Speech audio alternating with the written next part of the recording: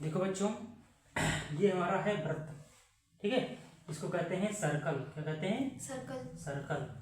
और ये है, इसमें हमको 3 चीजें पता करनी होती है। एक तो सर्कम्फ्रेंस जो कि ऊपर लिखी है, ये है एरिया, और ये है मेरा डायमीटर। क्या होता है? डायमीटर। डायमीटर क्या होता है?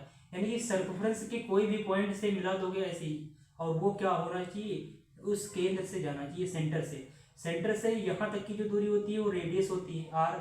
ये भी आर होती है। तो आर प्लस आर मिलकर के क्या बन जाती है? 2r बन जाती है। और यही 2r की वैल्यू क्या होती है? डी होती है। यानी कि इसी को क्या कहते हैं? डायमीटर कहते हैं।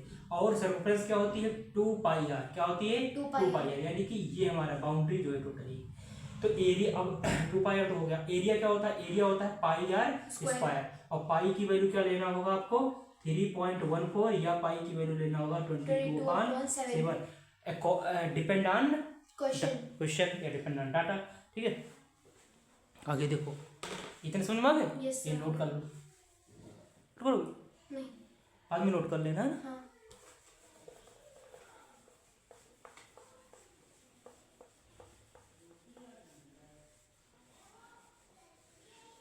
क्वेश्चन लो। देखो क्वेश्चन क्या कह रहा है? क्वेश्चन कह रहा है डीएल एंड बीएम। डीएल ये है, डी और ये है ये, डीएल और बीएम। बीएम कौन सा? बी ये और एम ये। BM are the heights of the side A B and A D respectively. यानी कि डीएल जो है वो ए बी की साइड है, और एम बी जो है, या एम बी कह सकते हो, या बीएम, वो किसकी साइड है? बोलो, ए डी की। किसकी है? A D. ये क्वेश्चन ही कह रहा है रेस्पेक्टिवली, मतलब क्रमशः होता है। क्रमशः मतलब पहले का, दूसरे का दूसरे का।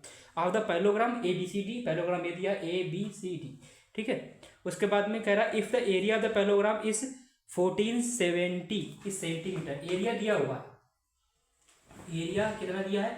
1470 सेंटीमीटर स्क्वायर, ठीक है। ये क्वेश्चन में ही दिया है। फिर कहता है ए बी। ए बी क्या दिया हुआ है? A B equal to 5 centimeter. A B equal to 5 centimeter. नहीं बेटा, 35। A B equal to 35 centimeter. A D equal to 49 centimeter, ठीक है, ठीक है। And length, find the length of B M and D L. Find क्या करना है? B M find करना है, और डी एल ये फाइंड करना है। बी एम मतलब ये, और डी एल मतलब ये। दोनों हाइटें पूछ रहा है। क्या? दोनों हाइटें। दोनों बेस दे दिया, एरिया एक दे दिया, है ना। अब देखो एरिया दोनों कंडीशन में, ये 4 चीजें दी हुई हैं भाई। इस वाले बेस का ए बी का जो हाइट होगा वो कौन सा होगा? बताओ। ए बी का डीएल वाला होगा, यानी कि ए बी का डीएल वाली हाइट होगी, है ना। और ए डी बेस का पीएम वाली हाइट होगी। यानी कि ये दो पेयर बनना है। यानी कि कहने का मतलब एरिया हमारा सेम ही रहेगा दोनों कंडीशन में। अभी हमने बताया था ना, चाहे इस वाले बेस को लोगे चाहे इस वाले बेस को, एरिया सेम ही आएगा। इसका मतलब ये है कि एरिया हमारा दिया ही है, तो एरिया होता क्या है? बेस इंटू हाइट होता है। होता नहीं होता है? बराबर एरिया। और दिया कितना है? 1470 सेंटीमीटर स्क्वायर दिया हुआ है। तो बेस इंटू हाइट। अच्छा, बेस कितना लोगे? अगर ए बी ले रहे हो बेटा, तो एच कितना लोगे? डीएल लोगे। डीएल लेंगे। और यही बराबर किसके होगा? यही बराबर होगा अगर ए डी ले रहे हो। अगर ए डी हमारा क्या है? बेस है, तो क्या लोगे? बीएम लोगे। बोलो, लोगे नहीं लोगे? ये 1470 सेंटीमीटर स्क्वायर हो जाएगा। ये तो समझ में मैं, ये भी एक है एरिया, ये भी एरिया, ये भी एरिया, सब बराबर कर देंगे हम, ठीक है। तो अब देखो जो वैल्यू रखा है रख दो। ए बी की वैल्यू कितनी है? 35 इंटू डीएल मुझे पता ही करना है। ए डी कितनी है?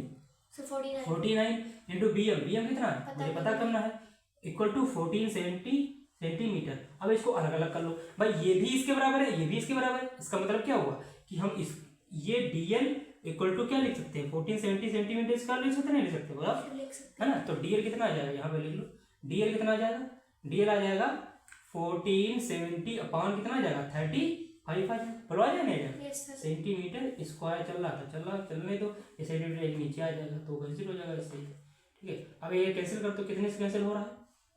7 से। 7 5 जा 35 होता है। 7 2 जा 14, 7 1 जा 7, 7 2। अब 5 से कैंसिल हो तो 5 4 जा 21 बचेगा। 5 2 जा 10 होता है। तो डीएल की वैल्यू कितनी आ जाएगी? 42 सेंटीमीटर, ठीक है। तो 1 सेंटीमीटर कैंसिल हो चुका है, क्योंकि साइड है ना, ये हाइट है। तो डीएल आ गई 42 सेंटीमीटर। इसी तरीके से हम क्या निकाल देंगे, इस वाली चीज को बराबर कर देंगे, इसके इक्वल यहाँ से डीएम निकाल लेंगे। निकाल लोगे निकाल, यहाँ पे देखो, यहाँ पे देख लो बीएम कैसे निकालोगे, 49 इंटू बीएम इक्वल टू कितने कर दोगे, 1470। तो बीएम की वैल्यू कितनी आ जाएगी, 1470 अपॉन 49।